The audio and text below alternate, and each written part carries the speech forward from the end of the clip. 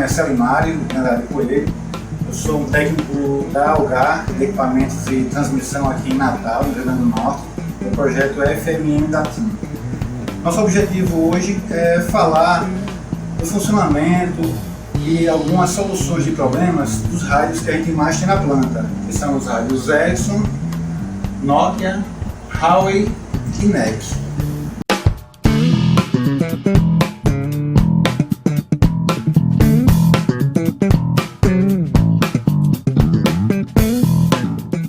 Vai mostrar como funciona basicamente um sistema de MW, ou de radiofrequência, microwave, né?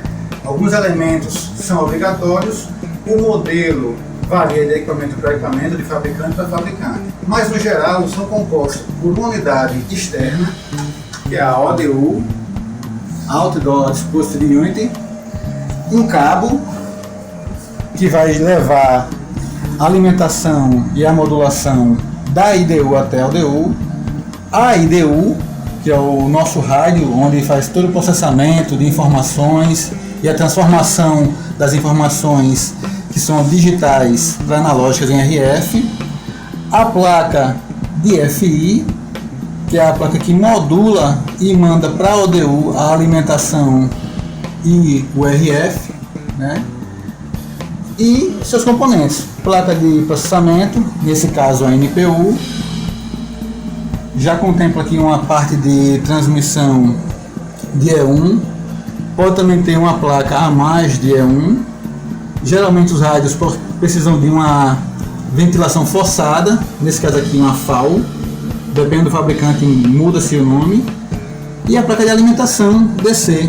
Quando o rádio é muito importante e tem uma grande capacidade, geralmente vem com a redundância.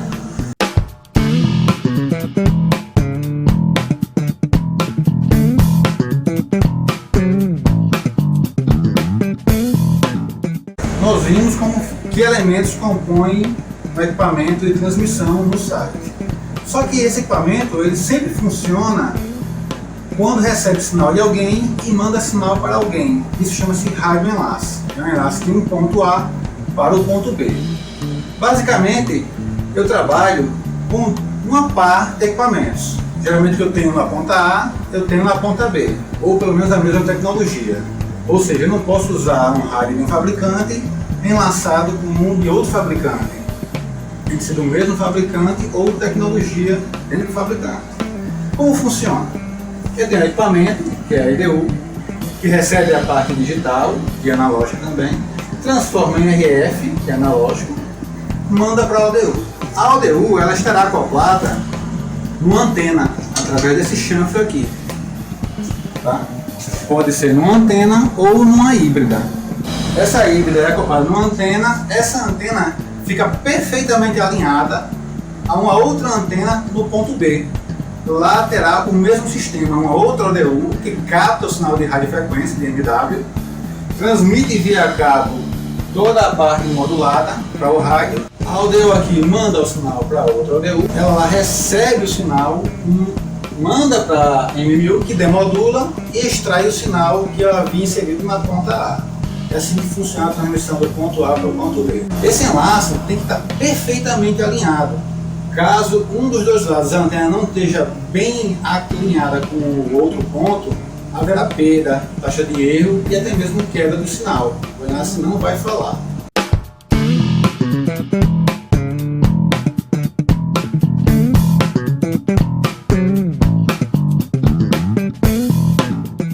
O alinhamento de enlace se dá da seguinte forma. Eu tenho dois meios possíveis de fazer o alinhamento.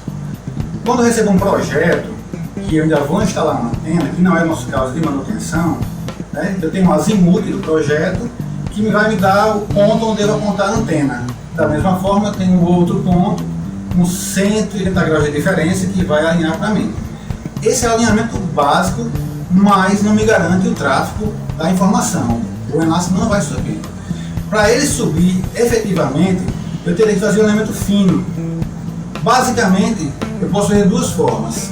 Toda a ODU, ou quase toda, as mais antigas, eu tenho um ponto de prova, nesse caso o Ericsson, que é aqui, e aqui eu tenho um positivo e um negativo. O técnico ele sobe no site, na torre, conecta o multímetro com a escala de tensão DC e começa a modificar a posição da antena, longitudinalmente ou latitudinalmente, ou tilt elétrico ou azimuth. Essa tensão vai subir. Quanto maior a tensão, melhor está o alinhamento. Em geral, em torno de 3, 4, 5 volts no enlace, quando chega nesse nível de tensão, já começa a trafegar. Menos que isso, ele não vai falar. A segunda forma de fazer o alinhamento é através do software. Eu entro no aplicativo, lá eu abro a página onde me mostra o nível de sinal, de RF, de RX, e via rádio ou celular eu falo para o companheiro que está lá em cima na antena, para ele ir girando a antena para a esquerda, direita, para cima e para baixo, a fim de obter o melhor sinal possível. Eu vou informando ele mais para a esquerda ou mais para a direita, aí ok, pode apertar, e assim eu consigo também alinhar. Essa forma, via software, ela é que me garante realmente o nível de sinal que se pede no projeto. O com multímetro dá uma aproximação muito boa, mas não é a que o operador que o cliente deseja.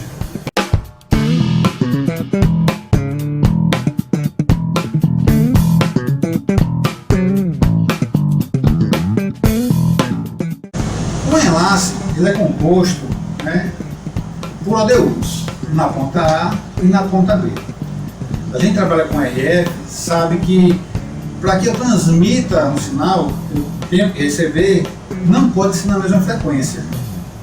Então as ADUs trabalham com pares de frequência, todas elas, não importa a frequência.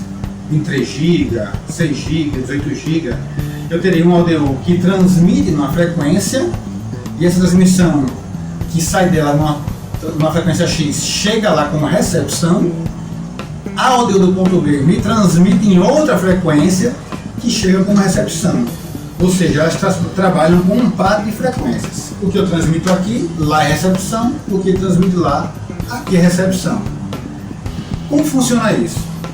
Eu vou ter lá uma frequência, uma modulação. Digamos, aqui eu tenho um 6 GB. Digamos que eu transmito aqui na frequência de 6.135 MHz. Lá eu receba 6.135 MHz. Lá eu vou transmitir em 6.035 MHz. Aqui eu vou receber 0.35 MHz. Existe a nomenclatura, por definição, que uma ADU é a ADU de alta e a outra é a de baixa. Quem define quem é de alta ou de baixa é quem transmite na maior frequência. Se eu transmito aqui em 6.135 e recebo em 0.135, essa aqui é a de alta. Lá a transmissão é 6.035 e recebe em 6.135, então lá é a cabeça de baixo. No rádio enlace, alguns problemas são muito comuns e corriqueiros. A mais comum é na ADU. O que acontece e pode acontecer com a ADU? Ela pode começar a dar problema de taxa de erro. Isso ocorre quando o circuito de recepção interno dela começa a degradar, começa a falhar pelo próprio tempo, com o uso. Então ela começa a taxar erro, porque o sinal que eu envio da ponta B para a ponta A não chega ainda. O circuito de recepção dela não trabalha ok. Outra falha que acontece muito com a ADU, ela entrar em curto, também devido ao uso ou alguma descarga eletrostática por raio, um raio passou perto por indução, queima a ADU, ou não está bem aterrada, enfim. Outro problema é ela simplesmente queimar, para de funcionar, também por uso. Isso é muito comum. Antigamente as ADUs elas tinham isolação um pouco precária. Então, muitas vezes, dependendo da localidade, com maresia, a maresia e salinidade entrava entre a antena ou acoplador e a ADU, criava-se uma crosta e essa crosta causava perdo e ocasionava queima ou taxa de erro. Hoje os acopladores são bem mais isolados, o pessoal capricha mais na instalação, então esse problema diminuiu bastante, mas era uma falha que ocorria muito. Outra falha que pode ocorrer no sistema de microwave, de rádio enlace, é o próprio cabo. Esse cabo, por má isolação, com o tempo infiltra por esse cantinho aqui maresia e acaba oxidando o conector. causando um curto ou a própria abertura do circuito. Com isso, o enlace para de funcionar. Esse próprio conector que está acoplado na carcaça da ALDU também pode sofrer com maresia. Hoje os materiais são mais resistentes e esse problema não ocorre com tanta frequência, mas antigamente a carcaça trincava e propiciava a penetração de maresia, que também ocasionava a queima da ALDU. Outro problema que também pode ocorrer com certa frequência é a placa de FI parar de transmitir.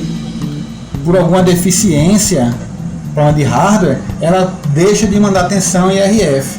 Então, dessa forma, a NAS também não vai funcionar. Em todos os casos, ou da MMU ou da HAL, a troca de equipamento é inevitável, não tem o que fazer. Quando o problema é somente do conector de FI, você pode refazê-lo ou trocar o FI. Recomendo trocar o FI, porque se houve penetração de maresia e oxidação, ele contaminou o próprio FI. Se for possível trocá-lo, é mais aconselhável.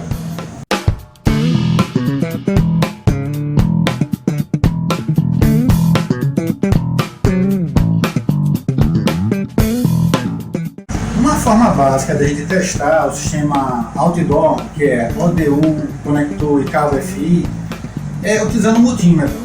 Você pega o multímetro, coloca na escala de resistência, preferencialmente na escala de diodo, porque só transmitem um sentido. Você vai retirar o cabo da placa de FI, da ODU, e vai colocar uma ponteira do multímetro no terra e a outra ponteira na alma. O multímetro vai te apresentar uma impedância, nesse caso 420 ohms, 0,4 ohms. Você em seguida inverte as ponteiras e tem que dar uma outra impedância, no caso 1,7 ohms. Essa ODU aparentemente está ok. Se a impedância fosse totalmente aberta, poderia ser ODU ou o próprio cabo. E se tivesse curtos dos dois lados, seria provavelmente ODU. Okay? Essa impedância varia de fabricante para fabricante. No Huawei é dessa impedância, no NEC, se a gente testar, vai dar um outro valor de impedância. Pensemos aí, 4.5 é aproximado. Se inverter, deu aberto, a impedância máxima. No Ceragon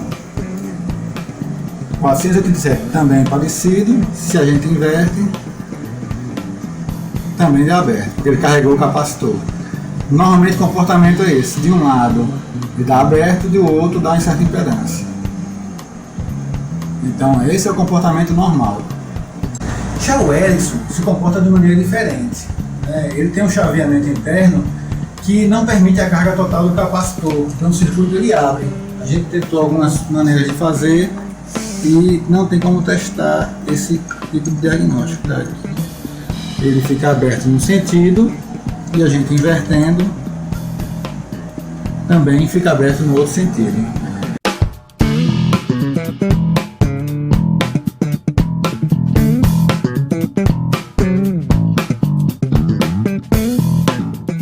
Vamos agora falar do rádio Ericsson. Nós temos hoje disponíveis na planta 3 modelos mais utilizados na TIM, que são o modelo 20P, que possui 21 slots, o modelo 6P, que tem disponíveis 6 slots, e o modelo 2P, que tem disponíveis 2 slots de serviço. No modelo 20P, basicamente, esse primeiro slot, que é o slot 0, ele é constituído das PFUs, que são as placas de alimentação DC, onde eu tenho a principal e a redundância. A partir do slot 2, eu começo a trabalhar com as placas de serviço, que eu posso colocar MMUs, que são as placas de FI, posso colocar ETUs e outros serviços. No slot 11, por regra, sempre haverá a NPU, tanto é que está na serigrafia, slot 11. Eu posso ainda colocar no slot 10 uma redundância de proteção da NPU, mas isso é opcional. Caso o seu tráfego seja muito intenso, por uma questão de segurança, você pode colocar uma proteção. No caso da principal falhar, a redundância e a proteção assume. No caso do 6P, ele é um pouco mais reduzido, né? Só possuímos 6 slots para serviço, onde os primeiros slots são para PFU, ele é um pouquinho diferente da 20P, são a principal e redundância, uma placa FAL para ventilação forçada e as placas de serviço, onde eu tenho uma placa LTU nesse slot para tráfego de E1s, a placa NPU, que é a controladora que gerencia os serviços da IDU, e nos slots seguintes eu posso colocar placas de FI, que é a MMU, ou ETUs e assim por diante, outras LTUs maiores e assim constitui. Temos aqui uma Ericsson 2P, onde eu tenho 2 slots de serviço, um slot de controle e um slot de tributários, onde eu tenho até 12 tributários. Aqui temos uma placa de FI, MMU, e podemos colocar aqui outra placa MMU ou então uma LTU, uma ETU. Aqui o serviço quem define é o cliente. O detalhe da NPU do 2P, que é a mesma do 6P, é que ele já vem com a disponibilidade de 4 E1s e 2 placas Ethernet, fecha Ethernet, né? Então só com a NPU, sem outras placas de serviço, eu já consigo trafegar 2 equipamentos e mais um GSM, se for o caso, precisando de E1. A NPU do 6P é similar à do 2P, né? Então temos uma conexão para E1s e 2 conexões para Ethernet.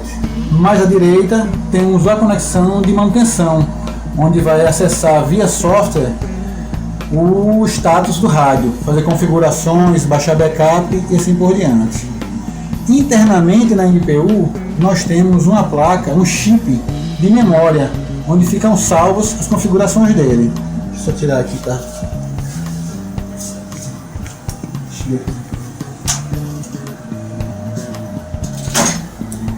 Esse aqui tá o cartão. Esse cartão, que é um chip, nele ficam as configurações do rádio, tanto as CROs, parte de frequência, parte de VLAN, todas ficam nele. Então, no caso de troca de NPU, basta você tirar esse chip e colocar na nova NPU, nessa posição. No 20P também temos esse chip. Se eu conseguir tirar aqui, apertar. Quer que a chave?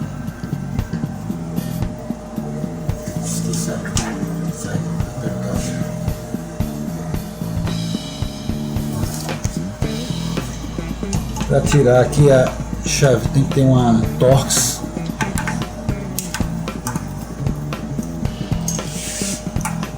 Instalou. Você roda até dar um estalozinho. Pronto, instalou.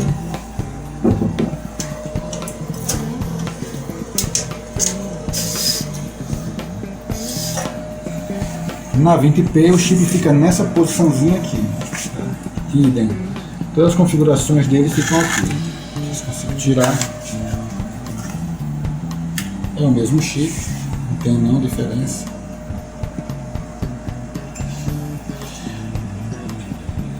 Okay.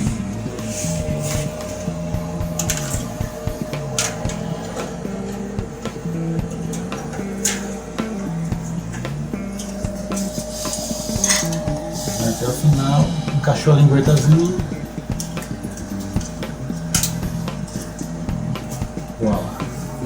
Ok.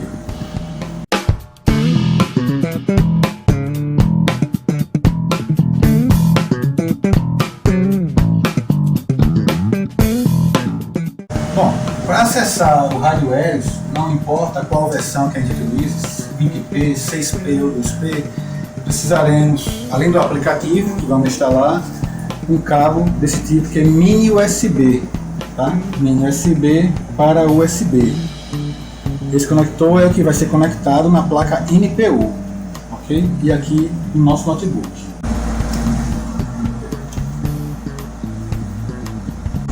E aqui conectamos na porta USB normal. Bom, o processo de instalação é muito simples, né? Recomenda-se que primeiro você instale a versão 7 do Java, porque em algum momento ele vai pedir essa versão quando tentarmos executarmos o aplicativo. Então a gente primeiro instala ele, para em seguida instalar o aplicativo em si. Temos aqui na tela. É muito simples, é muito rápido. Ele vai instalar, ok. Instalando. Não tem maiores problemas.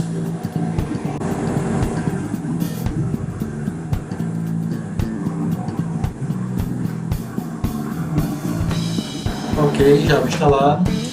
Agora vamos instalar o aplicativo. O ícone é esse aqui, install do Ericsson, em módulozinho. Também não tem mais problemas, é só ir avançando, ele não requer nenhuma configuração especial retrado do assunto. Ele está descompactando nesse momento, depois começa a instalar.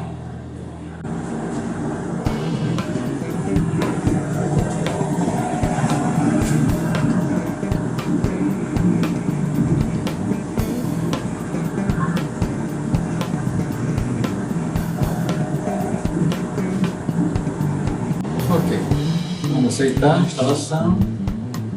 Ele já vai instalar o drive USB para reconhecer a placa NPU e vai criar um íconezinho de atalho. Está baixando os aplicativos, os pacotes Java e outros.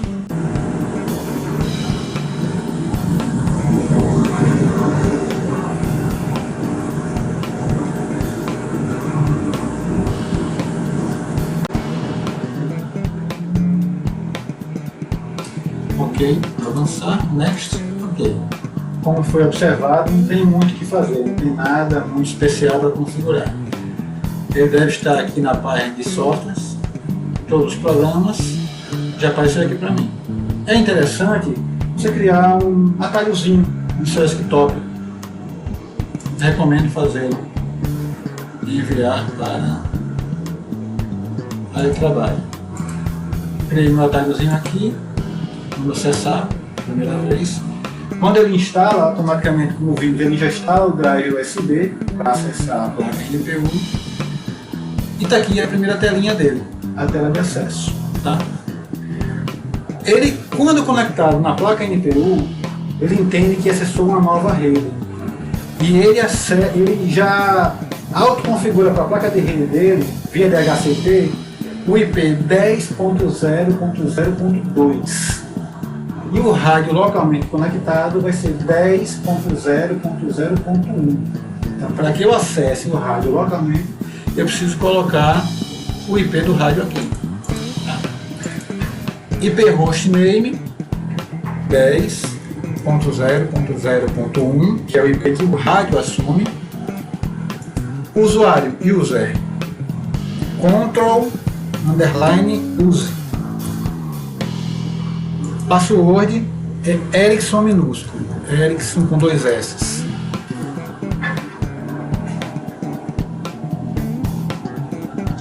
Demora um pouquinho, ele está verificando a conexão. Vou aguardar.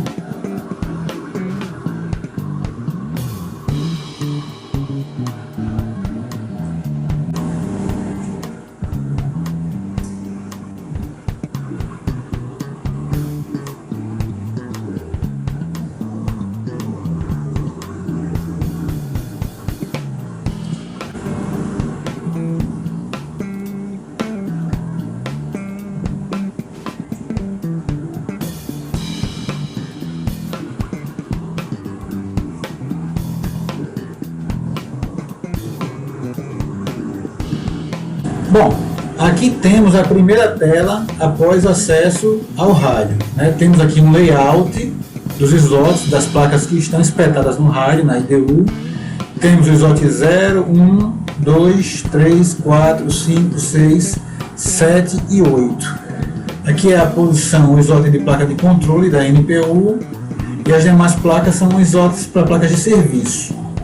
A FAU é a ventilação forçada, perfil alimentação DC, principal e redundante, e essa é a forma como se apresenta para nós no aplicativo rádio. Temos aqui no rádio, podemos ver aqui embaixo na tela arrastando, alguns alarmes de equipamentos. Alguns porque a placa não está presente e outros por alguma falha de configuração ou de software, de release. Vamos nesse primeiro momento dar uma carga de software para atualizar a release do rádio.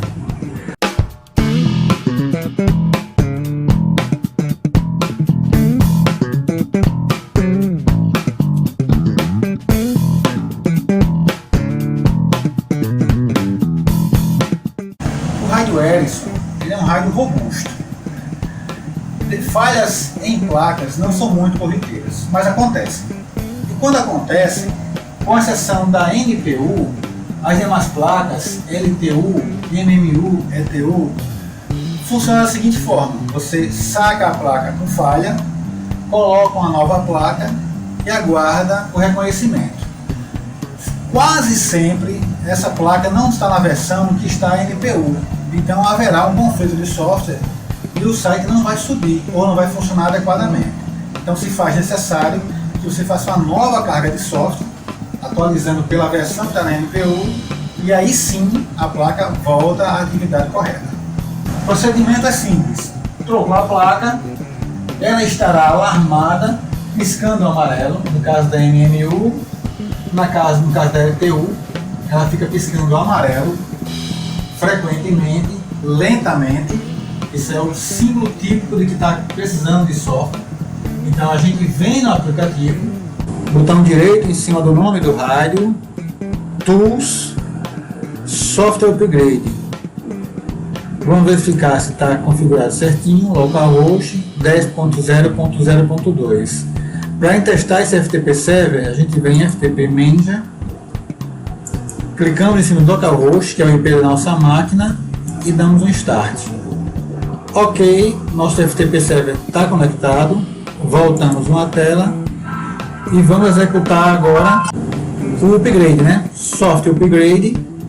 Ele vai acessar agora o FTP Server. A versão atual que está no rádio é essa aqui, deve ser a da NPU, então eu devo atualizar por essa versão. Aqui são as versões disponíveis no meu servidor FTP na máquina, então vou descendo até achar a minha versão mais adequada. No caso é essa, que é compatível com a minha. Escolhi Next. Ele pergunta se eu quero fazer automaticamente a ativação ou não. Eu Next, não modifico nada. Ele me informa: olha, você está com a versão velha tal, e a nova versão que você está carregando agora é essa. É isso mesmo que você quer? Finish. Ele vai preparar o software e vai perguntar se eu devo ou não fazer o upgrade.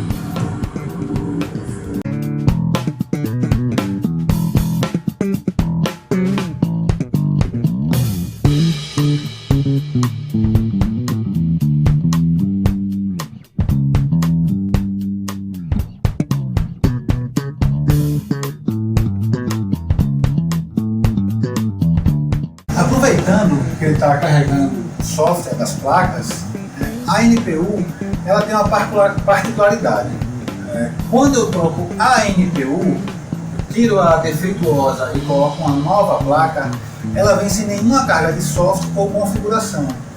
Então eu retiro o chip de configuração que foi mostrado anteriormente da placa antiga, coloco na placa nova e ativo o rádio.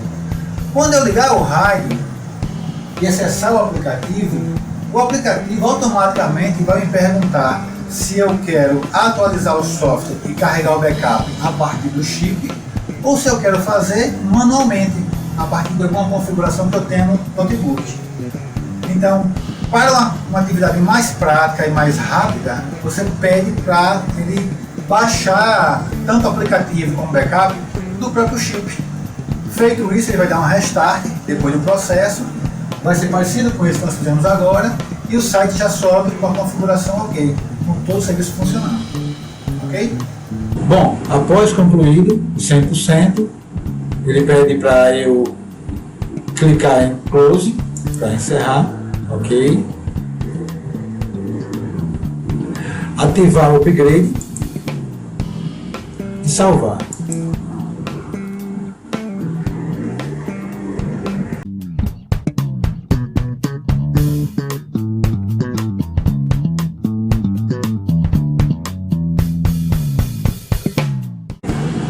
Ele restarta o rádio, está voltando nesse momento. Após a carga de software, o rádio restarta automaticamente.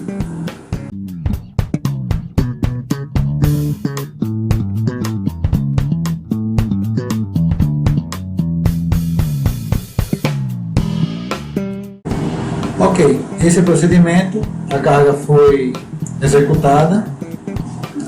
Temos alguns alarmes aqui porque o equipamento não está presente. Não vamos entrar em detalhes, mas podemos excluir, tá? Muito simples.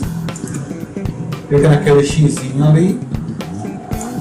Tudo que não estiver acessível, você pode marcar.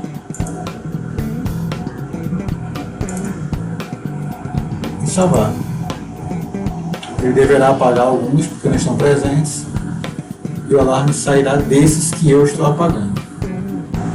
Vamos agora aprender a fazer o backup e download.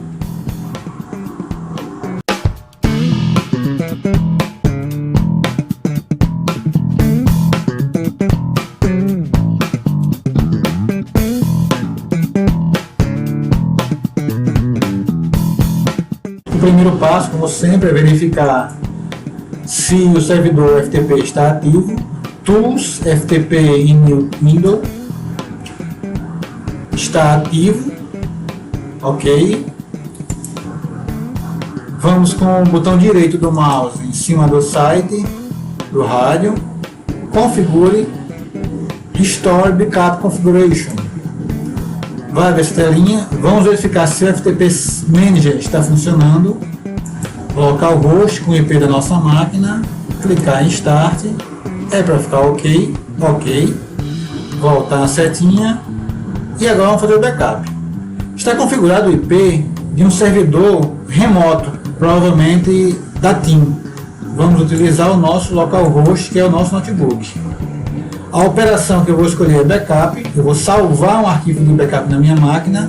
Se eu quisesse restaurar um backup anterior, eu vim em Restore, tá? Então eu vou em Backup, ele automaticamente já me sugere um local onde eu vou salvar e o nome do backup. O nome procede da seguinte forma: TN, o IP do equipamento, o nome, o label, repete o IP, mais à frente, dia, mês, ano e hora e minuto do backup. Eu posso alterar isso caso eu queira. 18. Ok? Vou salvar. Deve quer continuar. Ok. Então ele vai me gerar um arquivo CFG teste 2. Esse é o meu backup desse rádio. Não demora muito. Terminar rapidinho. Ok. Ele concluiu. Para verificarmos se deu certo, podemos ir lá na minha pasta C.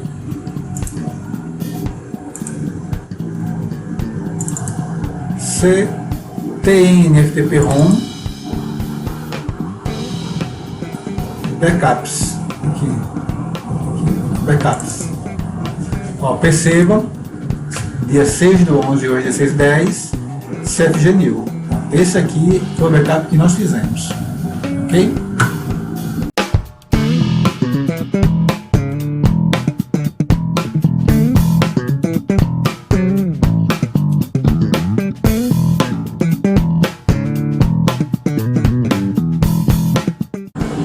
Nesse rádio podemos fazer alguns testes de loop, né? Tanto de canal de E1 como da própria RAW, né? Vamos em cima da placa que queremos fazer o loop, botão direito, Tools, E1 loops. Me abre aqui a possibilidade de eu fazer loops de E1. Ok, mas aqui embaixo tem um link que me leva para Radio Link Loops. Pronto, aqui eu tenho a tela e eu posso fechar um loop tanto na FI como na RAW. Ele vai gerar esse alarme por 15 minutos, ou então eu deixo livre pelo tempo que eu quiser. Tá? Feito o loop, eu salvo, pergunto se eu quero realmente fazer isso, porque vai cair o tráfego, pronto, está feito meu loop. A partir daí, eu posso fazer a medição de nível de RX e verificar se minha RAW está ok ou com problema. Para desfazer,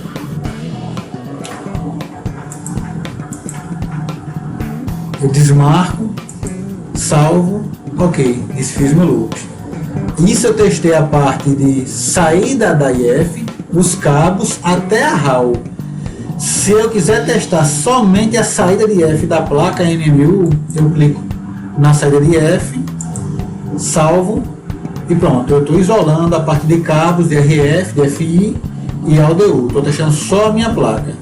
Para desfazer, clico novamente, salvo, desfiz meu loop. Ok? A parte de loop de F, eu clico nessa posição, que é a conexão Loop Connection. Estou fazendo loop voltando da placa na MMU. Perceba que não é LTU, estou testando a MMU, o canal da MMU correspondente a 1E1. E salvo. Com isso, eu estou testando os jumpers, estou testando a MMU e a placa LTU, tudo junto. Penso que vou derrubar o site, ok. Para desfazer, desmarca, salva. Posso também fazer loop de E1 pela própria LTU. Vamos usar aqui a LTU da NPU. Clico com o botão direito em cima da NPU, Tools, E1 Loops. Dessa forma eu tenho vários tipos de loops. Lembre-se que na MMU eu só me possibilitava um tipo de loop, porque ele fazia loop voltando para o enlace. Aqui não, eu tenho um loop local voltando para o equipamento que vai receber o E1. Tem o Line Loop, que testa tanto a saída como a parte interna da placa, e a Connection Loop, que manda o loop para fora da placa. Ok?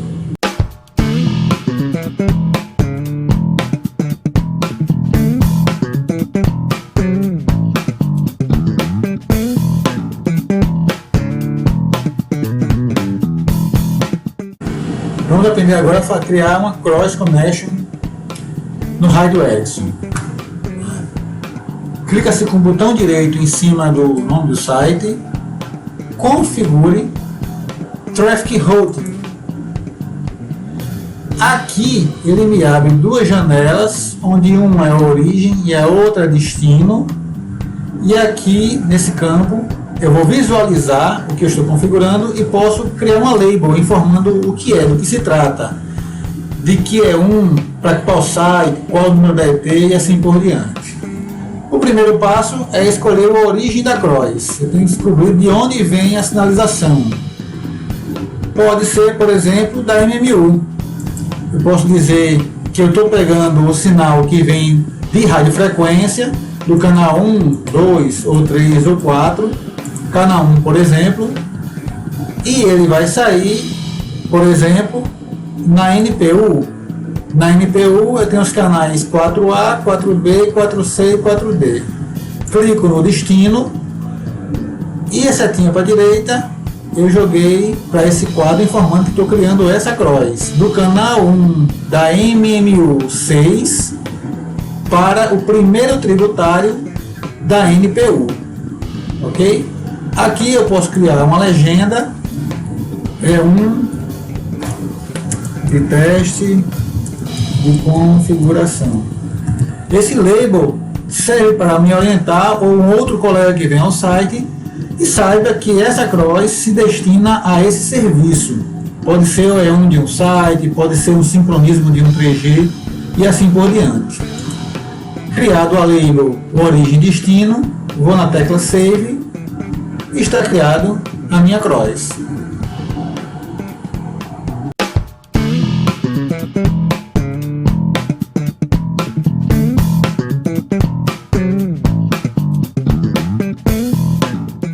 Ok, vamos agora aprender como se cria um VLAN. Vamos em Ethernet Suite, com o botão direito, configure VLAN. Aqui aparecerão todas as VLANs criadas no meu rádio, tá? Perceba que tem um VLAN 1, 2, 27, 28, 2000 e assim por diante.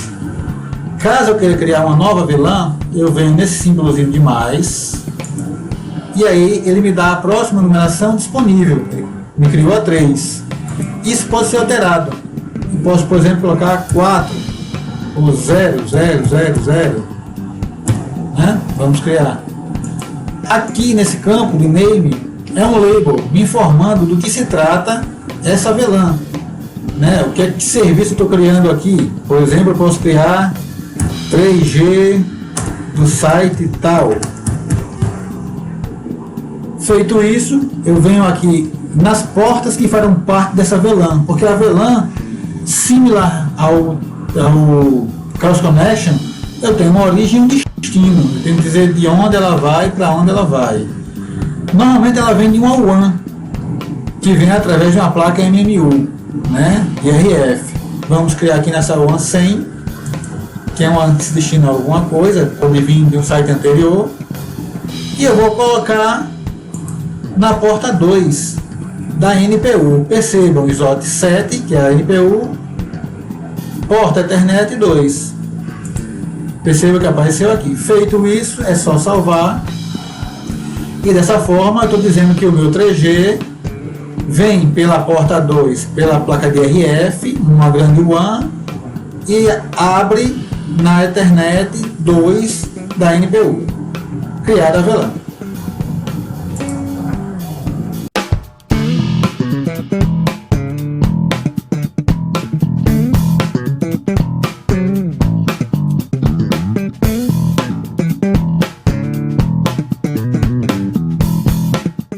Bom, agora vamos verificar, aprender como criar, como colocar, na verdade, nosso rádio Ericsson na gerência. Para colocar na gerência, os meios mais usuais para o nosso cliente Team são via WAN, vindo pelo próprio RF, próprio enlace, da BSC para ele, ou também pode ser via cabo Ethernet, se conectando de um outro site, um outro equipamento, pode ser um Huawei, pode ser um Ceragon, outro equipamento que trafegue, pois possivelmente nesse caso o rádio Ericsson não vai estar conectado direto com a BSC. Eu tenho outro enlace diferente, eu posso extrair daí a gerência. Para tanto, eu preciso que a VLAN de gerência do rádio Ericsson esteja criada no rádio que vai me fornecer a gerência. A VLAN tem que estar criada lá com a cross, a VLAN, destinando para a porta Ethernet, que vai entrar na minha Ethernet, né? Ou, se vier via enlace, tem que estar criado a VLAN apontando minha porta WAN para minha LAN DCN, que é a porta de gerência do meu rádio Ericsson. Tá? Além disso, é claro e evidente, tem que estar configurado o IP do rádio, bem como o seu gateway. Tem algumas configurações, como o SPF áreas, que podem ser realizadas caso haja algum conflito. A princípio não precisa, ele automaticamente extrai dos enlaces ao SPF áreas. Tá? Caso dê algum conflito e não entre na agência de forma alguma, você liga para o iSOC ou para alguém da TIM para fornecer a documentação com os IPs corretos e aí você faz a alteração. Tá? Vamos ver agora no rádio como isso funciona. O NEID, a gente vem com o botão direito em cima do nome do rádio, configure Basic NE. Nessa tela eu tenho o name, esse name você escreve, o nome se quiser, é a designação que informa para TIM que site é esse. Isso é padrão, você pode alterar. A localização pode ser o município onde está aquele site, também é um label, não tem nenhuma influência na configuração do rádio. E aqui o NE Contact. Todos são leigos, só informativos, não interferem de forma alguma no funcionamento da gerência. Tá? Aqui sim, no primeiro campo, NE Host Address, eu coloco o IP efetivo do rádio. Esse IP é o mais importante de todos, porque esse IP é o desse rádio. Por que é importante? Porque não pode haver duplicata em outro local da gerência, senão vai gerar conflito e um dos dois vai ficar fora de gerência. Aqui a máscara da rede e aqui o default sempre é um IP, um rádio anterior ao rádio nosso, é um salto anterior. Configurado esses IPs, você praticamente já está apto a colocar na gerência. O próximo passo é criar a VLAN de gerência. Da mesma forma, criamos uma VLAN de serviço, vamos em Ethernet Switch, botão direito, configure VLAN. Aqui já temos uma VLAN criada, que é a VLAN padrão, que é a 478. Essa VLAN é a VLAN que está em todos os rádios de gerência Ericsson.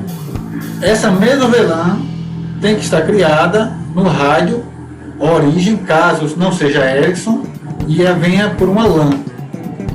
Nesse caso, nós temos uma VLAN e ele está vindo tanto por uma LAN de um outro equipamento, como de uma WAN. Isso pode ser um problema, porque pode gerar um loop e o rádio sair da gerência. Tá? Não recomenda-se isso. Ele pode estar recebendo de uma WAN, alimentando a LAN DCN para a gerência do rádio e retransmitindo para um rádio Ceragon, para em outro enlace mais à frente, um outro rádio Ericsson entre na gerência. Esse próximo equipamento está recebendo essa LAN, pode ser um bypass, pode ser transparente, né? Ele recebe a gerência e em outro ponto mais à frente redireciona para um outro Ericsson.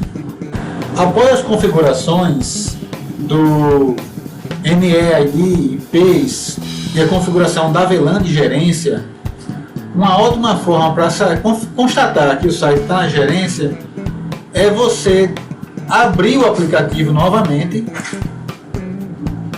e tentar acessar o IP de algum rádio à frente ou anterior a esse rádio.